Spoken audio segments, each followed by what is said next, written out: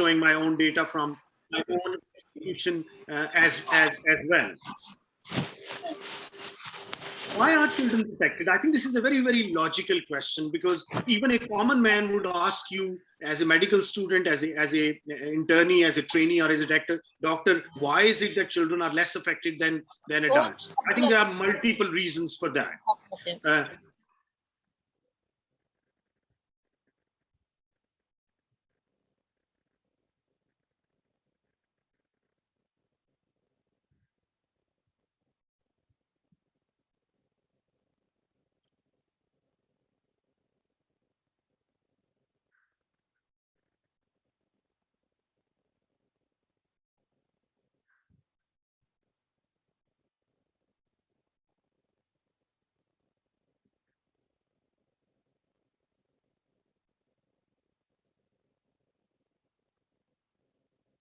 Hello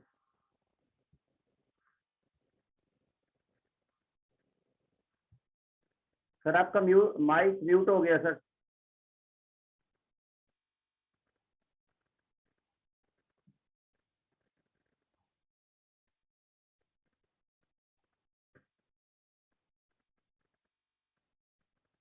sir, आपका mic mute हो गया sir.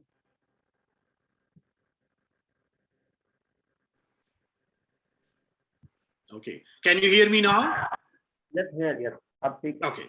I think when you muted everybody, you muted me as well. I think that has been what has happened. Anyway, I think symptoms in children, there are more children who are asymptomatic as compared to adults. And if you look at the data, I think up to 40% of children, even when they are infected, don't know whether they are infected or not. But once they do get infected, the symptoms are quite classical. Fever, cough, shortness of breath, myalgias, rhinorrhea, sore throat, headaches, nausea and vomiting, abdominal pain. Now, I must sort of mention this, particularly the GI symptoms, because the Delta virus is causing more GI symptoms than any previous variant. And of course, if you look at the data, nausea, vomiting, abdominal pain, and diarrhea were there in the previous strains as well, but is more so with Delta virus, which is causing less loss of smell and taste as compared to other variants. Very briefly, I think we have categorized patients with COVID-19 infection. They can be either completely asymptomatic, they can be mildly symptomatic, moderately symptomatic, or severely symptomatic. And I think one of the major ways you differentiate between these different mild, moderate, severe categories is twofold. One, difficulty in breathing without any dangerous signs, and difficulty in breathing with dangerous signs. And of course, radiological evidence, and the most important radiological evidence in this context is if you have the facility of HRCT. If you don't have that, then a chest X-ray and pulse oximetry would help you in deciding whether this is a moderate or a severe case. But all moderate and severe cases need to be admitted in the hospital. What are the isolation recommendations if you get a child who is COVID positive, but is not very sick? I think staying at home when sick, don't send these children to school. Repeated hand washing, and I think soap and water, we all know you can use sanitizer as well, but I think in pediatric age group, we would prefer people ask children to wash their hands. Single room and washroom, and of course it's not practical in every house, but wherever it is practical, it must be done if you have a child at home who is COVID positive. Face mask should be worn by everybody, of course by the caregiver as well as the child who is actually sharing the room, but everybody at home must make sure that they are actually wearing masks. You must make a habit and teach the child as how to cough. I think many of us actually don't know how to cough in a public place. And I think this is a good way of teaching your child how to cough in a public place when you teach him at this particular moment. You must dispose of all used tissues instantly. And if any mild symptoms appear, you can treat them with paracetamol and antihistamine, and avoid touching your eyes, nose, and mouth while with unwashed hands. If you see slightest signs of respiratory distress or saturations dropping, the child needs to go to the hospital. Of course, if it's a moderate disease and once they are in the HDU, I think this is beyond the scope of this talk, that I go through the details of what investigations should be done and how should these be treated. But just to give you an idea, if you see a sick child in a moderate illness, they need to be admitted in a hospital. And then, of course, once they are in the hospital, then the pediatrician there would decide when to start steroids, when to give them low molecular weight heparin or any other treatment which is considered a compulsion these days in these patients with COVID-19. Of course, if they get very sick, then they are admitted in an ICU setting. Children's Hospital has been taking all the pediatric patients with COVID-19 since the COVID pandemic has arisen. And I think I must congratulate my entire pediatric team, which have really come on the forefront and has been treating these children, doing ward rounds and managing these patients efficiently in our COVID unit. There are certain drugs which are often talked about, and I think it's important to mention to you that remdesivir has been used in children in controlled hospital environments worldwide. And I think compassionate use of remdesivir and tocilizumab is allowed in certain settings as long as they are not used by a general practitioner or a pediatrician at home or in a setting which is not really geared to look after children with COVID-19. Convalescent plasma has no benefit and has not been shown of any role in pediatric population. Another important thing I think which I must come back is azithromycin. There is no data to show that azithromycin is of any benefit in children. The second reason why pediatric age group has become extremely important is this new disease entity called multisystem inflammatory syndrome in children. We so far has seen 70 plus children only at Children's Hospital with this disease entity in the last year or so. This occurs classically 2 to 6 weeks after the COVID.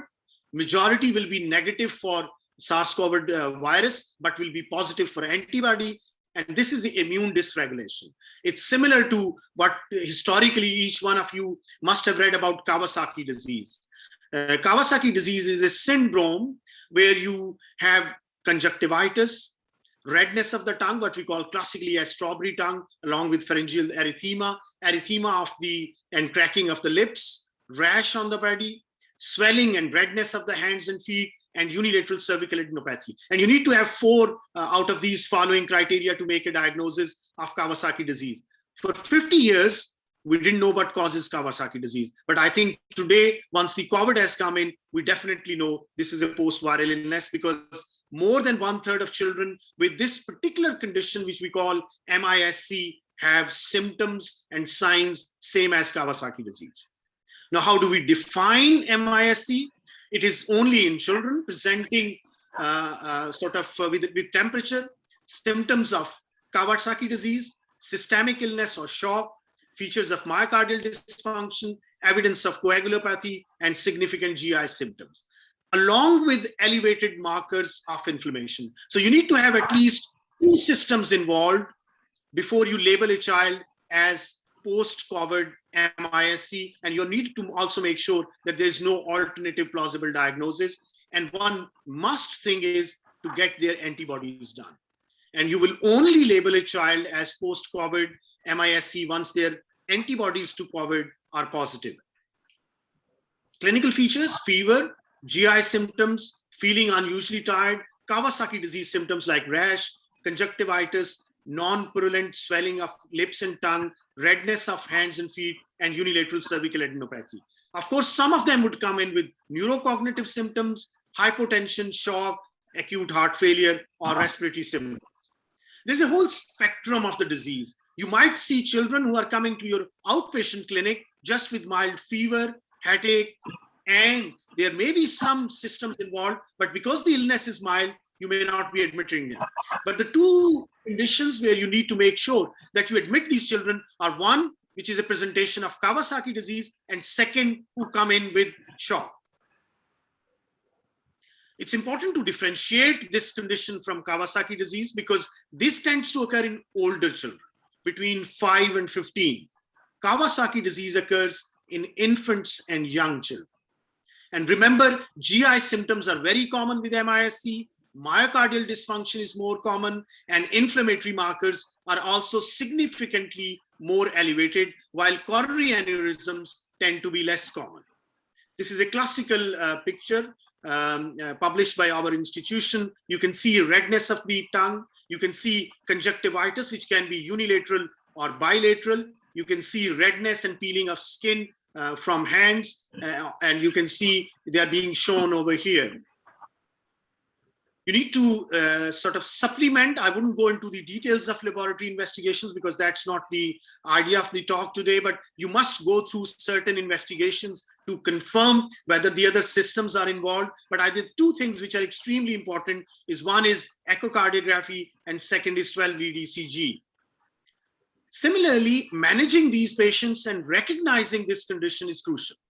And that was the reason I thought I must mention it, even if it is briefly, because the two fatalities which we had at our institution in children with MISC were both late diagnoses. By the time they came to us, they were already in multi-organ failure, and we could not save these children because the diagnosis was delayed. So an early suspicion, check whether there is a history of COVID at home, because majority of them would not have had COVID symptoms, and they need to be treated like Kawasaki disease with IVIG and aspirin, or if they are very sick, then you can give both IVIG and steroids to them. Remember to put them on antiplatelet, either aspirin, or they need to be heparinized depending upon their clinical condition. This is a very, very important slide because this gives you the local indigenous data. This is our data from Children's Hospital and University of Child Health Sciences over the last year and a half. Now look at the first wave. We admitted 94 patients in the first wave, 42 children in the second wave, and look at the data on third wave, 208. And then already in the fourth wave, which is the Delta wave, we have admitted 64 patients in just 1 month. So I think it's already on the rise, and it's extremely important that we make sure that children are protected. And the reason I'm saying that is there is a significant mortality. I will be showing you how comorbid conditions contribute to mortality in these patients. Now look at this data.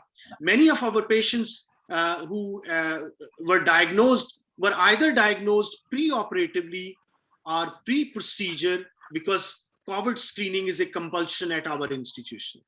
So you can see out of 400 plus patients, 113 patients were those who were never admitted for COVID. They came in for cardiac surgery, they came in for hernia, they came in for achalasia, they came in for some other renal dialysis or some other condition, and when you screened them, they were COVID positive.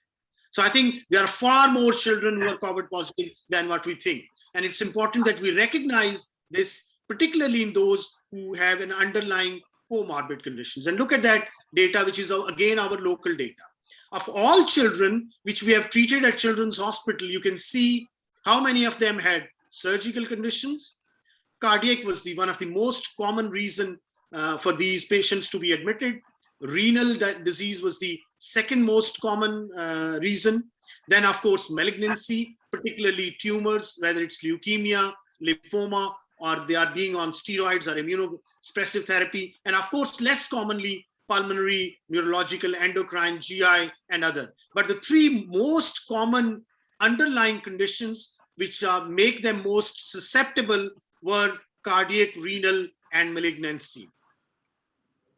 You can see how the surgical conditions, this was more a pre-operative screening rather than the otherwise, but these are the three major conditions which were the cause of death in these patients. Lastly, just a couple of minutes about vaccine. I think we know that Pfizer-BioNTech vaccine is approved for children. So is Sinopharm, which is the Chinese vaccine, which we have been giving to people in this country. Vaccine under 12 will be approved late this year or early next year, because there are trials going on in USA and other countries. And I think the time is not far off when we will be vaccinating all children, including neonates. And I think we have already seen that it's safe. The vaccine safety data is already there, and that is clearly showing that it can be given in pediatric age group. This is Pfizer-BioNTech vaccine data from children, 3 trials. They enrolled to 22,000 children, 2,260 adolescents, 100% efficacy and robust antibody response. And vaccines were very well tolerated in these patients under 12.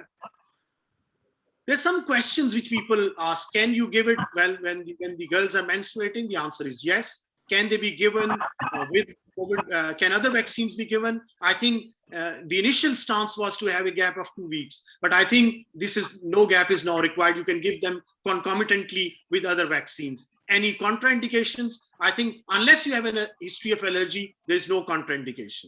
Any differences in ingredients of adult or kid vaccine? The answer is no. The dose is the same. The material is the same. Why do kids need it if they don't have severe illness? I think you need to prevent severe illness, particularly in children who have a comorbid condition. What are the side effects? You can see the similar side effects. I think one thing which has been highlighted in the literature, and I thought I must mention that, is myocarditis and pericarditis. The risk is only 1 in 30,000. So it's extremely rare condition. It's not life-threatening. And the only symptoms these children get are chest pain, shortness of breath, fluttering, and pondering hard. In Pakistan, I think vaccination program has already started.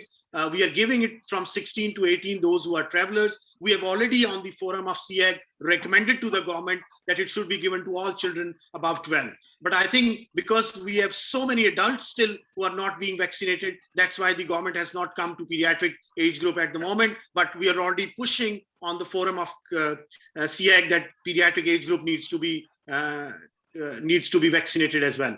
This very recent data from India, where they have made first DNA plasmid vaccine for pediatric age group between 12 and 18. It's a 3-dose. It has been approved for emergency use in India. And I think DNA vaccines are generally, they don't require ultra cold storage. So for countries like Pakistan, I think they are excellent.